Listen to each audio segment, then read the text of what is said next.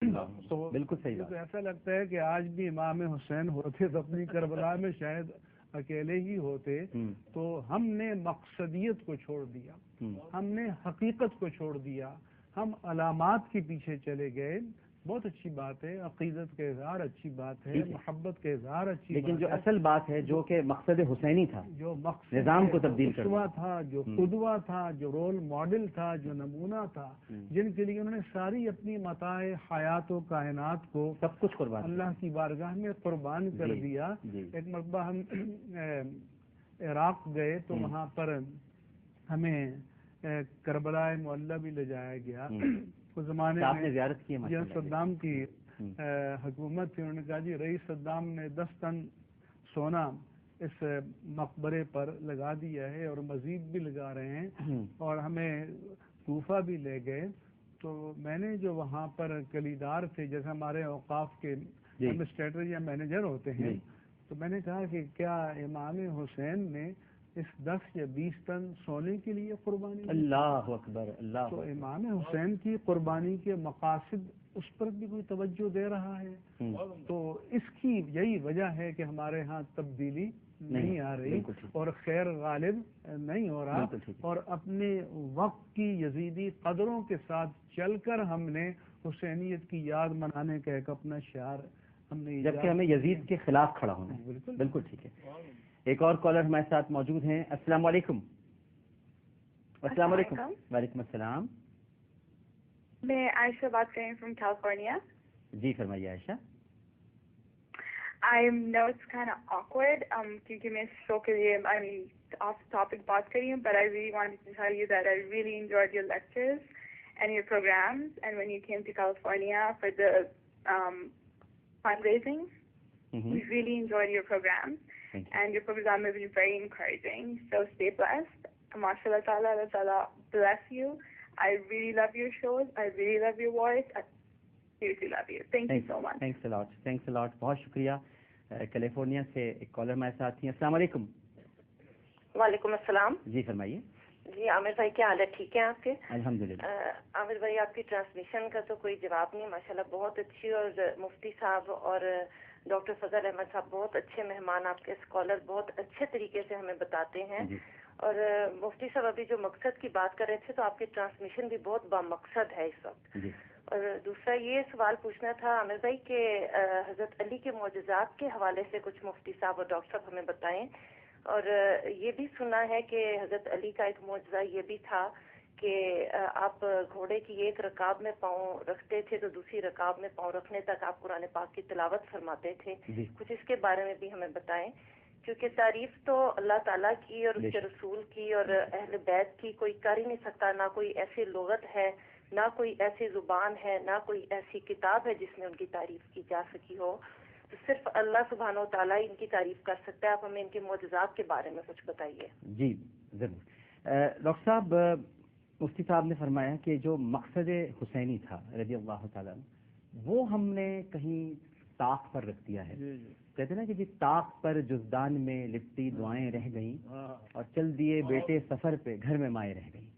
تو یہ جو ہم نے جزدان میں لپیٹ کر ہر چیز رکھ دی ہے, یہی معاملہ ہم نے قرآن پاک کے ساتھ. تو اس پر آپ کچھ گفتگو فرمائیے. کہ بسم اللہ الرحمن الرحیم. ایسا سوچنے کا لمحہ یہ ہے, نہیں لمحہ فکریہ یہ ہے, عقیدت, محبت, عشق یہ کمال کو پہنچ بھی جائے, جب تک روح عقیدت جذب نہ کر لیں, جس کا نام عمل ہے, اتباع ہے, اس وقت تک اس عقیدت کا شجر ثمربار نہیں ہو سکتا. آپ یہاں اس واقعے کو لے لیجئے. آپ یہ دیکھیے, تھوڑی دیر کے لیے میں عہد رسالت میں لے جاتا ہوں. بعثت سے قبل حضور نبی اکرم صلی اللہ تعالیٰ علیہ وآلہ وسلم کی آمد سے پہلے جو معاشرہ تھا, وہ کیا معاشرہ تھا؟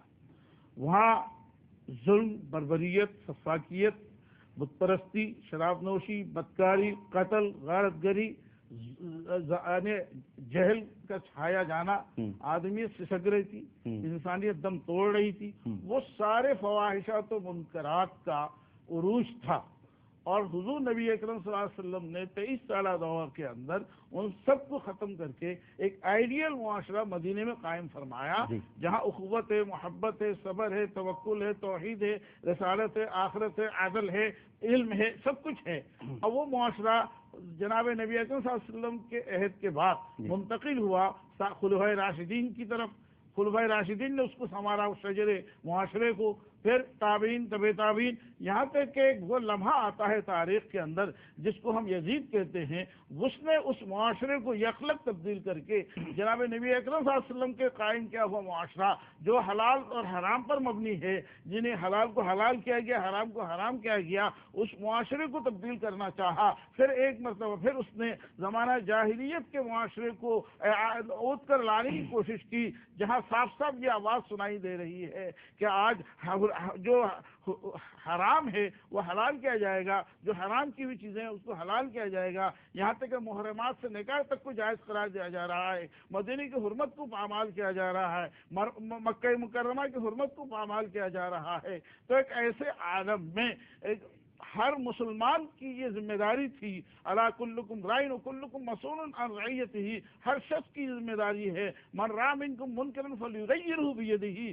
جب برائی دیکھو ہاتھ سے روکو۔ یہ تو اس عہد کے تمام مسلمانوں کی ذمہ داری تھی کہ اس معاشرے کے جو کہ نبی اکرم صلی اللہ علیہ وسلم کا جو لایا ہوا معاشرہ ہے، جس کو ہم اسلامی ریاست کہتے ہیں، اسلامی سوسائٹی کہتے ہیں، اسلامی معاشرہ کہتے ہیں، جہاں اللہ کی حاکمیت ہے، رسول اکرم صلی اللہ علیہ وسلم کی رسالت ہے، ختم نبوت ہے، عقیدہ آخرت ہے، قرآن کریم آئین ربانی ہے، اس معاشرے کو جب پامال کیا جا رہا تھا تو اس صدا کو دبانے کے لیے، حق کو غالب کرنے کے لیے حضرت امام حسین رضی اللہ تعالیٰ عنہ اٹھ کھڑے ہوئے، اور ان کی ذمہ داری بھی تھی، اس لیے کہ نبی اکرم صلی اللہ علیہ وسلم نے اپنے لب مبارک سے ان کے لب مبارک کو چوسا تھا، اور حسین منی وانا من حسین کا یہ صدا ایک نعرہ ہمیں عطا کیا ہوا تھا۔ تو حضرت حسین کے قلب اطہر کے اندر علوم نبوت جاگزی تھے، اور غیرت ایمانی اور غیرت نبوت جاگزی تھی۔ تو اس لیے حضرت امام حسین رضی اللہ تعالیٰ عنہ اٹھے، اور اٹھنے کے بعد مختصر یہ عرض کر رہا ہوں،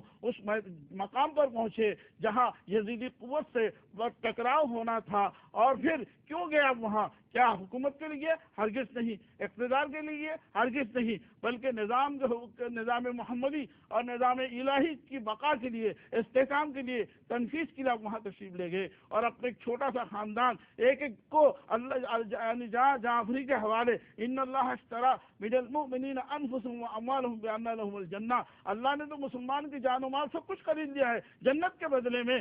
تو آج احیاء دین کے لیے، بقائے دین کے لیے، استحکام دین کے لیے، تنفیذ دین کے لیے، اور حکومت الہیہ کے قیام و احیاء اور بقا کے لیے آپ وہاں تشریف لے گئے۔ آج جب ہم حضرت امام حسین علیہ السلام کا وقت بنائیں، دن منائیں، تو ہمیں یہ سوچنا ہوگا، یہ دیکھنا ہوگا، جس لمحے میں ہم موجود ہیں، اس لمحے موجود میں جس معاشرے میں ہم موجود ہیں، اس معاشرے میں کیا یزیدیت والی باتیں سب نہیں ہے؟ کیا شراب نوشی نہیں ہو رہی ہے؟ آج زنا بدکاری نہیں ہو رہی ہے؟ آج قتل بربری، رمضان جیسے مقدس مہینے میں ہم نے دیکھا کراچی جیسے شہر میں خون کی ندیاں بہی گئی، اور ناحق خون انسان بہایا گیا، اور آج کیا عدل موجود ہے؟ کیا ہمارے یہاں وہ سہولتیں، وہ حقوق العباد مل رہا ہے؟ کیا آج ہماری قومی دولت پر امین بیٹھے ہوئے ہیں؟ کیا امانت کا آج راج ہے؟ کیا آج ختم نبوت کے محافظین موجود ہے؟